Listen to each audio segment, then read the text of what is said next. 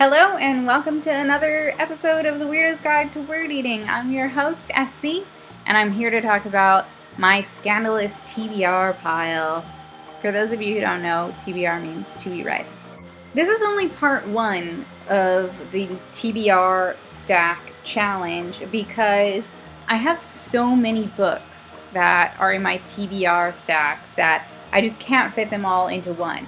So I just literally grabbed like whatever was closest to me, and I just disrupted my cat. I just grabbed whatever was closest to me and decided these are the books I'm going to start with. Who cares? And then part two, I'll move on to the next stack of books. First book, Seeker, and it's by Arwen Ellis Dayton, and it comes from Delacorte Press. I got this book from somebody who just had a copy, and he was looking for somebody who wanted it, and I said, I'll get it. I'm getting more into young adult fantasy, as you might have noticed, and I've just sort of indiscriminately been gathering up all the YA fantasy, and this one sounded interesting, and when I say it sounded interesting, it's because I read the word Seeker and I thought about Quidditch and Harry Potter, and I was like, maybe it's gonna be cool. And I don't know anything about it. I know from the letter that came with it from Delacorte Press that it's about these kids who are sort of trained to become seekers, and it's a type of fighter. I don't know what kind of fighter, but I'm guessing that there are magical elements in it and it has something to do with magic. And it uses the word brutal, or the phrase brutal training, and of course that makes me think of An Ember in the Ashes, a book I loved and I read very recently. And it sounds like they're sort of starting to question this life that they've been fated to lead, and the morals and ethics of it. So I'm really interested in seeing what this book has to offer, and I'll be reading it very shortly. So the next book is Miss Peregrine's Home for Peculiar Children, and I know you've heard of it before. It's by Ransom Riggs, and it's going to be made into a film, and it has two other books that follow. I started reading this one, I swear, and then it wasn't that I got disinterested, it was just that I have so many books, I got distracted, and I put it down, and I forgot to pick it back up. So now I'm going to finish reading it. It sounded really interesting, and I actually saw Ransom Riggs speak at a panel, and he sounded really nice. Not that that has anything to do with this book, but I'm looking forward to actually reading this and catching up with the rest of the world, and maybe finishing up the series, depending on how I like this one. This one came to me by recommendation from my friend Chanda, and it's called Atomic Aztecs by Seshu Foster. And my friend knows that I'm really into like sort of weird, dark themes, and so when she recommended this to me with that in mind, I was like, okay, I'm willing to read anything. So here we go, Atomic Aztecs, and let me just give you a taste of what's on the pack. It sounds very terrifying. In the alternate universe of Atomic Aztecs, the Aztecs rule, having conquered the European invaders long ago. Aztec warriors with totemic powers are busy colonizing Europe, and human sacrifice is basic to economic growth. Zenzontli, I know I'm pronouncing that wrong, so sorry. Keeper of the House of Darkness is plagued by nightmares of a parallel reality where American consumerism reigns supreme. Ghosts of vanished Aztec warriors emerge to haunt contemporary Los Angeles, and Zenzontli's visions of hell become real as he's trapped in a job in an East LA meatpacking plant. I'm from LA. I love stories that take place in my own city, so this should be really interesting. I'm looking forward to reading it. I'm actually from East LA, so we'll see what I think. Thank you, Chanda.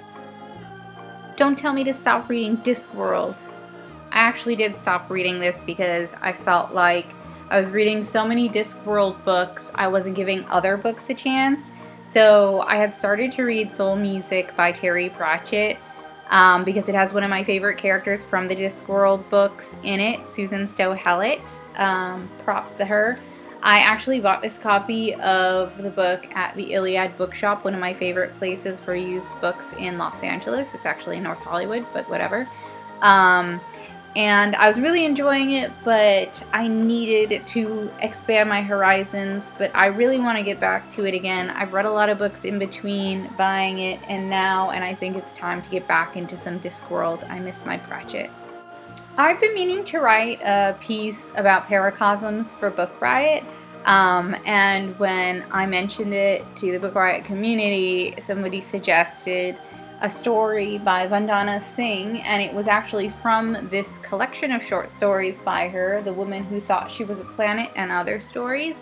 And I actually got a link to a free version of the story that I was going to use for the piece, but I thought, me being me, why not just buy the whole book? I was really interested in reading stories that take place in India and are centered around the Indian culture.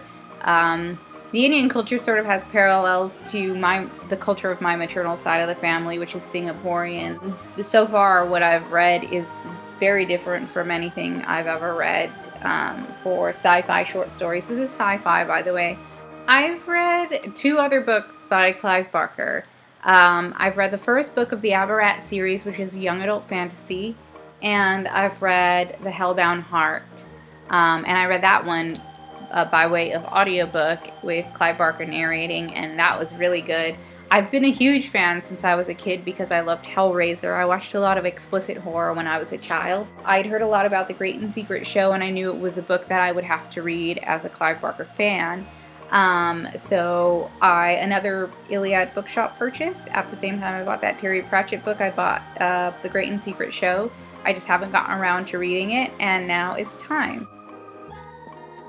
So the last book on my list is We That Are Left by Claire Clark, and I literally just received this in the mail today. It came from Houghton Mifflin Harcourt, and it's a book that takes place after World War I and during the 1920s, and I think that the reason I requested this advanced reader's copy was because it said something about if you like Downton Abbey, and of course I love Downton Abbey, so I was like, heck yeah, I want to read this. I don't necessarily read a lot of historical fiction, so I don't know how I'll take it, if it'll be traumatizing, but I actually read any type of fiction, and I just haven't read a historical fiction in a very long time, maybe even since, I don't know, college. I think I'm going to read this one at the end, like at the end of my TBR stack 1.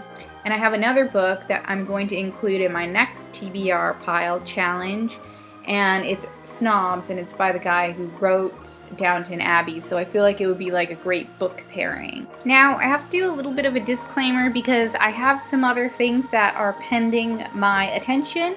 I have some ebooks I have e-galleys that I have to get through as well. So the first one that I have is Hunter by Mercedes Lackey. That's her new young adult fantasy about Joyeux Charmand, this hunter. It's funny, hunter, seeker, there are a lot of those books right now. But she has these magical abilities and she's able to fight these mythical demons, or not demons, but creatures. And I'm actually halfway through that one.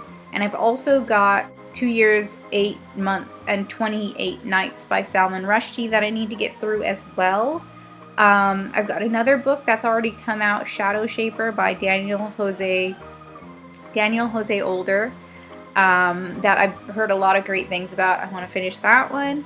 And I have 2 audiobooks, and those aren't really going to disrupt my progress on my TBR stack because I read my audiobooks when I don't have hands available. So when I'm doing dishes or when I'm going on my very long commute to work 5 days out of the week. So on audiobook, I just downloaded a new audiobook from Audible.